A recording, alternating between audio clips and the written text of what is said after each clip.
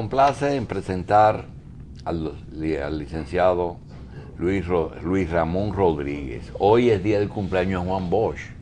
Oye, se te olvidó. Cumpleaños Juan Bosch. Y Luis Ramón es miembro del comité central del PLD.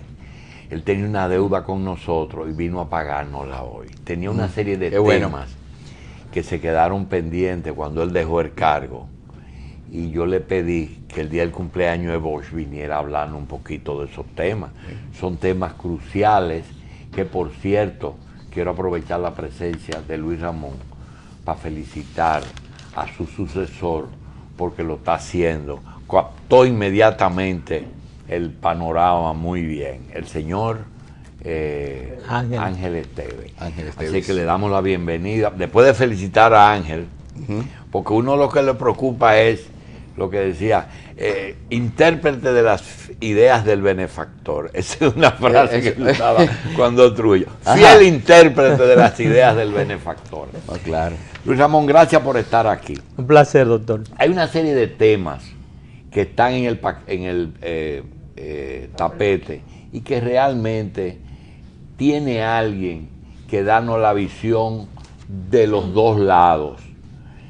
Uno es el de CAFTA y otro, hay varios temas, pero vamos a comenzar con la desgravación, que yo te confieso que no acabo de entender bien, el desmonte, la desgravación, el caso de las habichuelas. Háblanos un poquito de eso, Luis Ramón.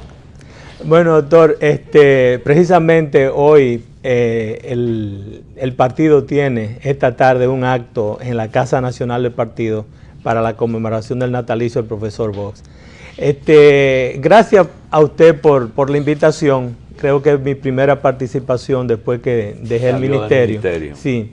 Mire, doctor, el proceso de desgravación que se incluyó dentro del DR-CAFTA es un proceso que está claro desde el mismo principio de la ejecución del acuerdo. La República Dominicana negoció, muy bien negociado el acuerdo, y tuvimos 13 canastas, es decir, 13 grupos de productos que se incluyeron en canastas diferentes y 7 velocidades de desgravación. Entonces, no es raro. ¿Dónde se desgravaban, doctor? Bueno, doctor, hay una canasta. ¿Era desgravación en las aduanas? Sí. Ya. O sea, cuando hablamos de desgravación, hablamos de eliminación de aranceles. Y mucha gente se queja en la República Dominicana que con el DR-CAFTA no ha habido un impacto positivo a nivel de los precios. Lo que pasa es que nosotros, como había un impacto fiscal muy grande, entonces los aranceles fueron sustituidos por impuestos internos. De manera que quitamos los aranceles, pero creamos impuestos internos, entonces hubo una situación de suma cero y por tanto no ha habido un impacto positivo a nivel de los consumidores. Sin embargo, es bueno aclarar que el 76% de todas las líneas arancelarias, es decir, todos los productos de la República Dominicana, en el mismo primer año llegaron a libre comercio, o sea, tuvieron entrada libre de arancel, y que hubo un 24% de las líneas arancelarias que entonces se desgravan a 5, 10, 12, 15 y 20 años. De manera que cuando llegamos al día 1 de enero del año 2015, donde se va una inmensa cantidad de productos que iban a desgravarse a 10 años, eso no llega como si fuera que vino de la nada. Por ejemplo, la leche líquida y los pollos enteros frescos entran a arancel cero, pero ya hoy, este año, tienen un 2% de arancel.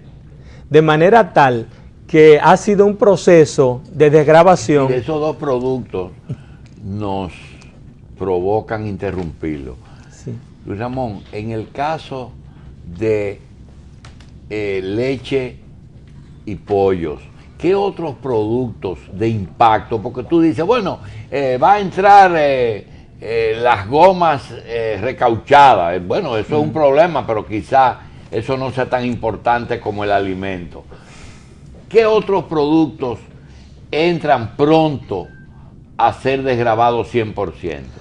Bueno, en el sector agropecuario, por ejemplo, todo lo que es industrial era 10 años y por tanto todo lo que estaba en el sector industrial ya entra el día primero a desgravación total. En el caso de el sector agropecuario, entran los pescados, entran los mariscos, entran todos los vegetales, entran todas las frutas. Por ejemplo, plátano entra a libre comercio, guineo entra a libre comercio, piña entra a libre comercio, mangos entra a libre comercio. O sea, esos productos que nosotros nunca consideramos como sensibles, los vegetales frescos entran a libre comercio, el tomate entra a libre comercio. O sea, eso nos obliga a nosotros a repensar qué vamos a hacer, por ejemplo, con la agricultura de asua, que es tan importante. Las habichuelas negras entran a libre comercio y le quedan 5 años a las habichuelas rojas. Es decir, hay todo un entinglado. Pero mira, usted acaba de hablar de habichuelas, pero los dos no son iguales. Nosotros habichuelas negras no hemos podido producir ni siquiera el consumo interno. Sin embargo, con las rojas sí es importante. La roja es muy importante, por eso la roja se protegió a 15 años con un arancel de 89% que tenía. Ahora, ese arancel de 89% se desgravó de manera lineal durante 15 años. Este año anda por 39 el arancel. Y ahí donde también hay algunas de las ignorancias que la gente tiene. Nosotros tenemos el caso, por ejemplo, de que el DERECAFTA, además de permitir la entrada libre de arancel de 15,000 toneladas de habichuelas, que son lo que llamamos los contingentes arancelarios de las habichuelas, también permite hasta un 30% de ese 15,000 toneladas que entre pagando el arancel de 39%, que es el arancel actual. Ahora, cuando pasa de 4,500 toneladas, que es el 30%, entonces cualquier importación de habichuela que se haga tiene que pagar 89%. Me decía el presidente que él no es un presidente que se opone a que la gente haga negocio, que a él le encanta que la gente gane, que el productor gane y que el consumidor haga sus negocios. Pero yo he criticado mucho el TLC y usted ha dicho que es bueno y hace un... ¿Cuáles son los productos en que se puede beneficiar el país? Y hablando claramente, en la que los dominicanos pueden hacer negocio, porque hacer negocio es que produce riqueza. Bueno, lo primero, doctor, para entender eso, es que nosotros tenemos que entender digamos, la economía en el mundo globalizado. Usted tiene que producir en donde usted es bueno, produciendo. ¿Y en qué somos buenos? Nosotros somos buenos en vegetales, en frutas, somos buenos en ornamentales, ahí donde nosotros tenemos nuestras oportunidades. Flores, vegetales frescos, tanto de invernadero como de campo abierto, frutales, especialmente mangos y aguacate. Pero además, nosotros todavía tenemos oportunidades con aquellos productos sensibles que podemos hacer algún tipo de inversión para mejorar la competitividad. ¿Y por qué tenemos que revisar eso? Así es una fuente de plátano, guineo y víveres. Bueno, porque el tomate, doctor, no somos tan buenos en la producción de tomate, aunque hay gente que ya produce 100 quintales por tarea. Y aquella famosa boom de los Villela y de Victorina y de Linda, ¿qué pasó con eso? Bueno, quizás ahí es parte de lo que deberíamos repensar, porque nosotros podemos producir en el Valle de Asua una inmensa cantidad de sandía, de melones cantaloupe, de melones de charanté, de todo ese tipo de frutas que nosotros podemos exportar.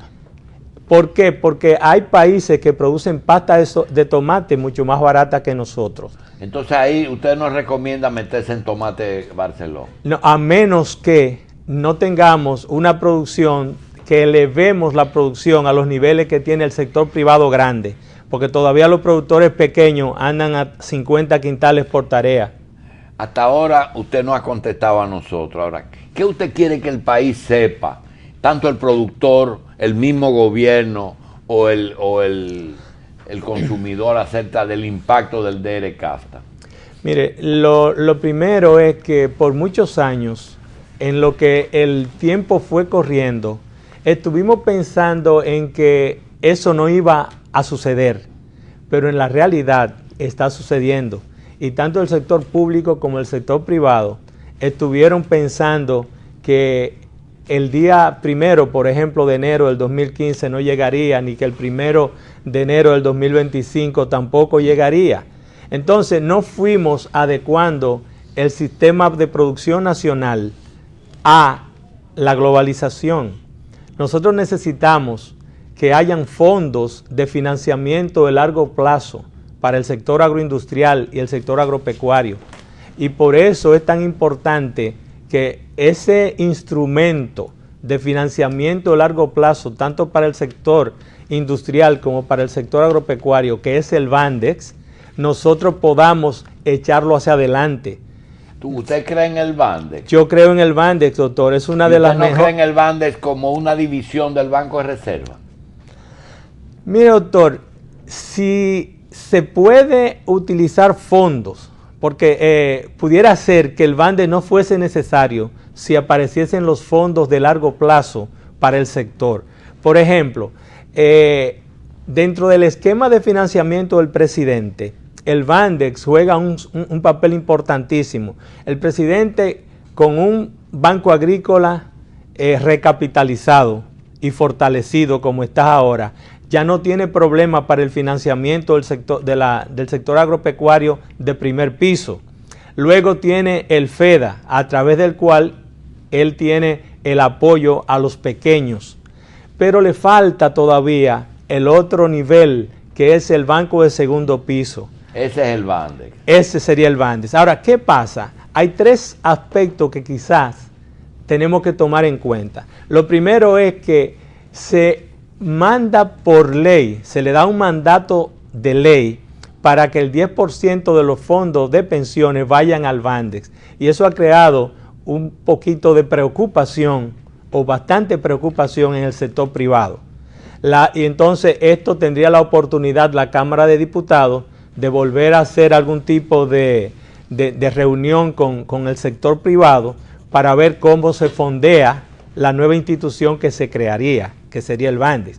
Pero hay otra cosa, en la ley que lo crea también se le ha puesto que sería un banco de segundo y de primer piso, o sea, ambas cosas a la vez.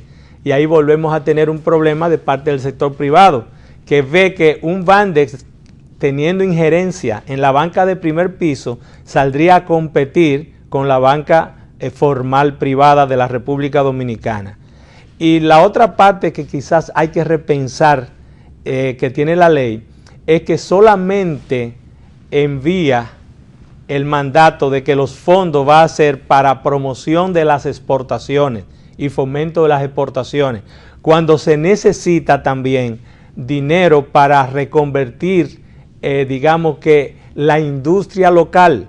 Por ejemplo, en arroz, para nosotros poder competir en el futuro en la producción de arroz, necesitamos recibir arroz a granel y necesitamos recolectar a granel y olvidarnos de los sacos y de los camiones y de la gente que sube y baja los sacos. Tiene que ser todo a granel para bajar costos, pero eso requiere de inversión grande de parte de la industria de molinería, y eso requiere un banco de segundo piso que preste fondos a largo plazo. Entonces, esas tres partes tienen que ser repensadas cuando la Cámara de Diputados vaya a ver nuevamente el proyecto que le envió el Senado. Ingeniero, hay ciertas aprensiones en cuanto a nivel bancario, en cuanto a prestar dinero para negocios riesgosos, y es que se ve, al parecer, aún a la agricultura como un negocio que está sujeto a plagas, desastres naturales. Quizás puede ser un objeto de financiamiento expuesto a más riesgos de lo que podría estar quizá una inversión inmobiliaria, hasta la compra de un vehículo o la instauración de una empresa.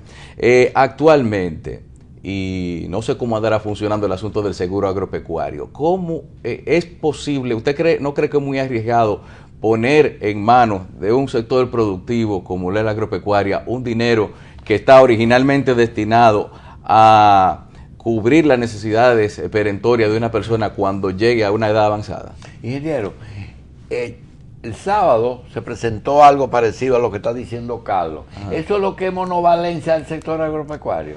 Bueno, dos cosas. Por un lado, es muy arriesgado, digamos, financiar al sector agropecuario si no existieran dos cosas que existen actualmente. Por un lado, el sector le ha sido devuelta la rentabilidad. El sector agropecuario hoy día es un sector rentable, porque las importaciones indiscriminadas que mantenían los precios bajos de los alimentos han hecho que la gente en el campo tenga rentabilidad. Y la otra parte que reduce el riesgo es el seguro agropecuario. Hoy día el seguro agropecuario no solamente está funcionando a través de una agencia del Estado, sino que ya la banca comercial privada va a comenzar a intervenir también en la venta de seguros. Se está formando un pool de empresas privadas que van entonces a proveer el seguro agropecuario. Sin embargo, ingeniero, usted tiene una formación integral que le permite conocer el sector y conocer la parte de economía. Usted sabe bien que las nuevas regulaciones del Banco Central y del Código Financiero obligan a una institución financiera para hacer un préstamo a cumplir 4 requisitos. El primero es garantía.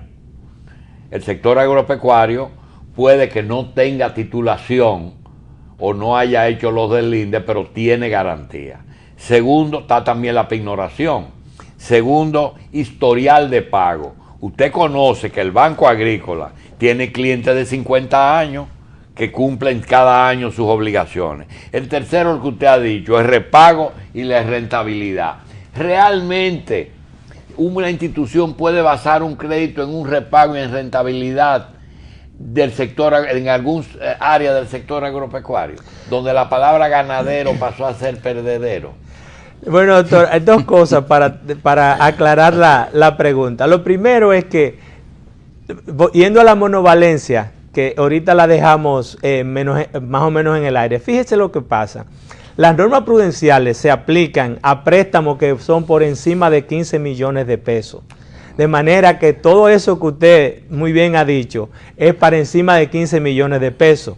Normalmente los créditos pequeños y medianos en el sector agropecuario son menores de ahí, por tanto no tienen que cumplir las normas prudenciales. ¿El FEDA no está sujeto a nada de eso? No, porque no es una entidad de financiamiento financiera. La otra cosa es que... El FEDA es una muleta. El FEDA es un fondo para el desarrollo agropecuario. Se creó hace muchos años y el presidente lo está utilizando como una manera de llegar a lo más pequeño.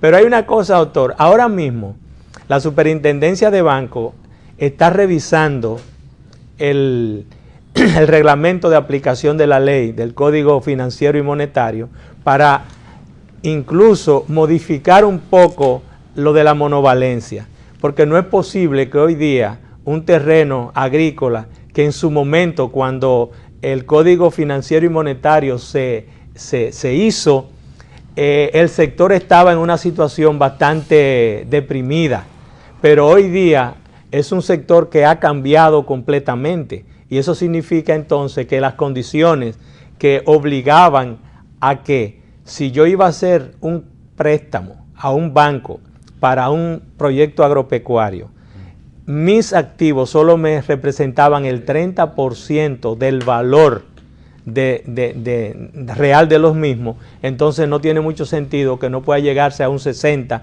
o a un 70% como aspira el sector agropecuario.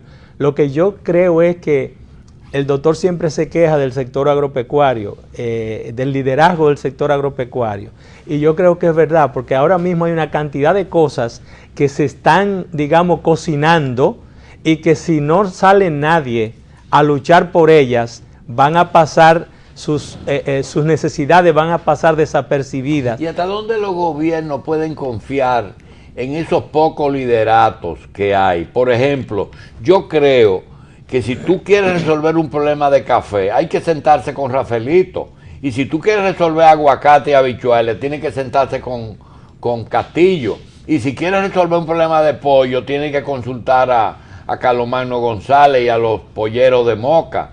Entonces, es confiable, o a los Risé con el cacao, es confiable el sector agropecuario para que ellos piensen como país y no como personas. Bueno, doctor, lo más importante normalmente es que si 100 personas avanzan de manera individual, el país avanza. Si 3 sectores avanzan, el país avanza. Entonces, la cuestión es que el Estado tiene que velar por el bien común, mientras que los empresarios trabajan a favor de sus bienes individuales. Pero de la confrontación entre ambos sectores tiene que salir, digamos, la visión de hacia dónde queremos ir. Bien, ingeniero, mire, el otro día tuvimos contacto con directivos de la Leche Rica y me di cuenta que quizás Rica sea la institución que más utilice la refrigeración en diferentes tipos, tanto de congelación como de mantenimiento. Cuando vimos eso, nos dimos cuenta que había otra institución que tenía mayor capacidad de refrigeración que Rica, que es la empresa Alfridonza, que tiene 3 grandes lugares donde depositar productos de refrigeración: en El Merca, en Constanza y en Caucedo. ¿Hasta qué punto depósitos de refrigeración como el mismo de Alfridonza representa una ventaja para entrar en competencia sin que el costo energético le golpee mucho? Bueno, doctor, nosotros tuvimos la oportunidad de usar desde el Ministerio de Agricultura mucho los servicios de Alfridonza, y gracias a la existencia de esa empresa, nosotros pudimos resolver graves problemas que tenían los productores. Le puedo decir, en el año 2013, un excedente en la producción de papa en el Valle de Constanza, y mantuvimos por 128 días 40,000 quintales de papa guardada bajo refrigeración en Alfridonza de Constanza. Cuando tú tienes un excedente, tú sacas de circulación parte de ese excedente y los precios se estabilizan. Cuando hicimos eso, el precio de la papa andaba a 12 pesos el kilo, y a los 128 días luego de terminar el proceso ya estaba en 19 pesos el kilo. Los productores dejaron de perder 60 millones de pesos.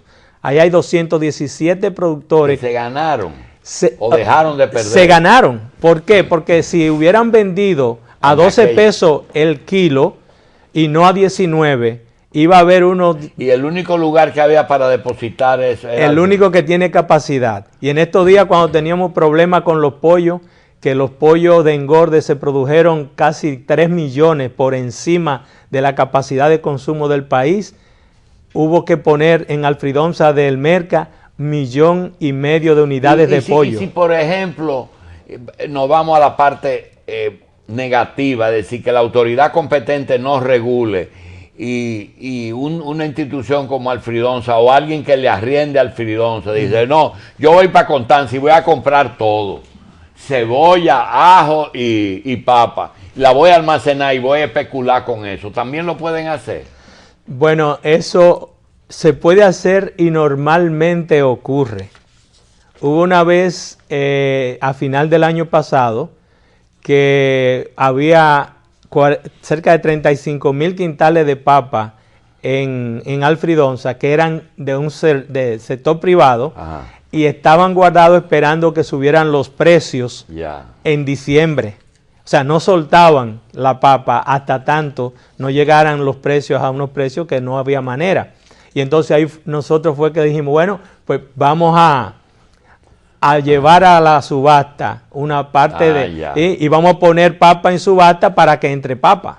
Ministro, ingeniero, en el caso de los perecederos y no perecederos, ¿cómo se actúa con los productos no perecederos, de los que se pueden dejar fuera de refrigeración? Bueno, doctor, a pesar de que hay productos como las habichuelas, que uno diría, bueno, no necesita refrigeración, pero sí necesita, porque las habichuelas, si no se refrigeran, a los 2 o 3 años se dañan completamente. Entonces, en Alfridonza, por ejemplo, y en las compañías que proveen el servicio de frío, hay 3 tipos diferentes de cámaras. Hay cámaras que te manejan una temperatura, otra temperatura, y hay cámaras que te manejan congelados. De manera que el hecho de que nosotros tengamos empresas que manejen frío y que oferten frío, para el gobierno le resulta una gran ventaja, porque no tiene que intervenir comprando y distribuyendo como se hacía en el pasado, sino que tú puedes pagar el frío que te sale más barato. Por ejemplo, en el 2013, esos 40,000 quintales de papa por 128 días costaron 6.4 millones de pesos.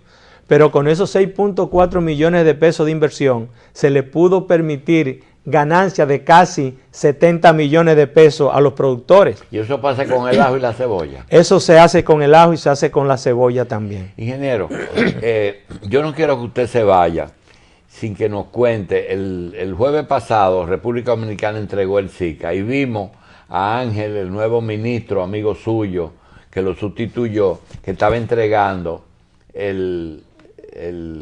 la posición. ¿Qué hacía realmente agricultura en Centroamérica en el SICA? Bueno, doctor, uno de los aspectos más importantes que tiene el SICA es el Consejo Agropecuario Centroamericano. El Consejo Agropecuario Centroamericano está conformado por todos los ministros de Agricultura del SICA y ahí se trabaja lo que es las políticas agropecuarias de la región. Por ejemplo, ahora tenemos el problema de la roya del café y estamos trabajando... ¿Y no son competidores? ¿Cómo van a trabajar juntos? Bueno, doctor, porque al final del día somos competidores entre sí, pero nuestras economías son tan iguales que realmente no debemos tener muchos problemas para ayudarnos mutuamente a trabajar y desarrollar el sector. Y dentro de esos acuerdos implican trazar, tú siembras aquello que yo siembro lo otro, o ahí no se llega tanto. No se llegan a esos acuerdos. Lo que se llegan es acuerdos para solucionar problemas que son transversales. Por ejemplo, el problema de la roya, el problema sanitario. Ninguno vamos a poder exportar pollo si no resolvemos el problema de Nucatle, que nada más lo tiene resuelto Costa Rica. Ninguno podemos exportar corte de cerdo si no resolvemos el problema sanitario de la peste porcina clásica. Y ellos en la zona tienen más problemas sanitarios que nosotros. Bien, otro tema que no quiero que se vaya a quedar es, ¿qué sabor le dejó al ministerio y al gobierno el cambio de sistema en los concursos, ingeniero? El cambio de sistema en los concursos. Las cosas que nosotros no producíamos, lo llevábamos a licitación y lo hacía la bolsa. Realmente, después de la práctica, ¿qué resultado usted entiende que tuvo? ¿Que debe volver a agricultura o que debe de seguirse como ustedes lo instalaron? No, doctor. Eso fue un invento suyo y de Danilo. Debe seguir igual como está ahora.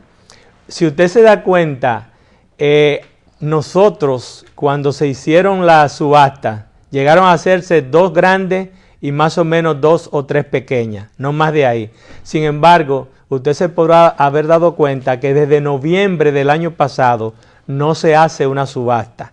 ¿Y eso qué es lo que significa? Que el sector productivo nacional está llenando la oferta, está ofertando la demanda nacional. Y eso no ocurría antes. ¿Por qué?